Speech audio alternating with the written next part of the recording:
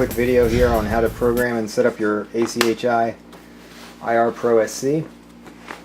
So what we're going to do, we're going to first take a look at our panels here and see what's programmed into them. Right now our set value on our lower heat, this is our lower heat panel, is set to 200. So we're going to want to make sure that's correct. If 200 is what you're looking for, that's good. If not, you would press the set button and just go up and down until you reach the temperature you want, and then press the set button again. This is the current value, which is the measurement on your thermocouple, and that's pretty much all you need to do for your lower panel. If you press and hold the set button, it's going to go into a much more detailed configuration. You don't want to go in there because there's a lot of settings in there that can change how the unit operates, the ramp rates and things like that. So leaving that simply at programming your heat for the bottom. Now this panel here automatically turns on the bottom heat when you press the start switch. So you really just set it and forget it. Kind of like the turkey roasters. You're going to set the bottom heat, and whenever you run your unit, it's going to be running the bottom heat. So whatever that's set at is what it's going to run for the whole profile. Now this panel here is a little bit more involved. This is your upper panel, your upper power panel. By pressing the PTN button, that's going to give you your partition. Your partition is, there's 10 partitions, 0 through 9. And you basically select the partition that you want to program, and then you're going to press set program, and the first thing that's come up is your R1 value. Your R1 value is going to be your ramp rate. So you can set your R1 value.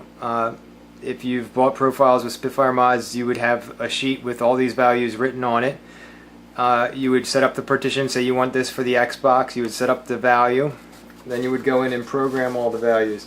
So let's say your L1 is 90, you're going to go ahead and program that, and then your D1 for your first phase might be, let's say it's 100. Now we're just using some roundabout numbers here.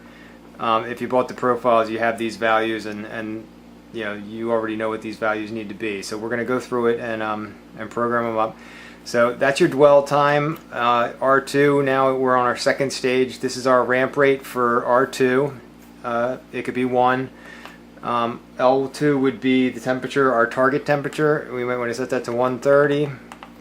And then that's the target temperature for the second stage. And then the D time would be, for the second stage would be 45. Let's say we want that to be 50. We would set that.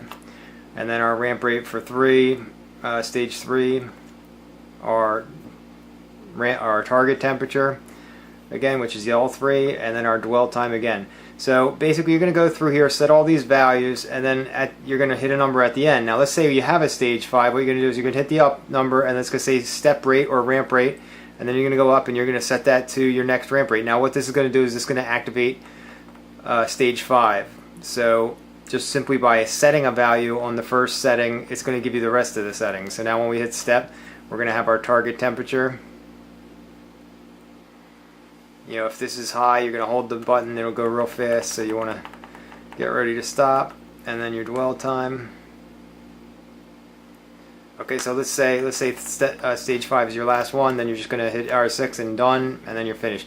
HB, you're just going to leave that alone, and then you're back to your normal settings. So this is your present value and your set value. Now when you start your profile, you're going to see the set value is going to go there. It's going to actually tell you what step you're in right here. So it'll start with step 1, 2, 3, 4, 5, and your set value will actually change as it goes through the steps. And what it's going to do is it's going to climb up to that first set point. It's going to dwell there for that period of time that you set in the dwell, and then it's going to climb the rest of the way. So that's basically all you need to know for setting up your panel. None of these other buttons really are used. Your display button will actually tell you toggle through the different things, your set value, MV, which I'm not sure what that's used for.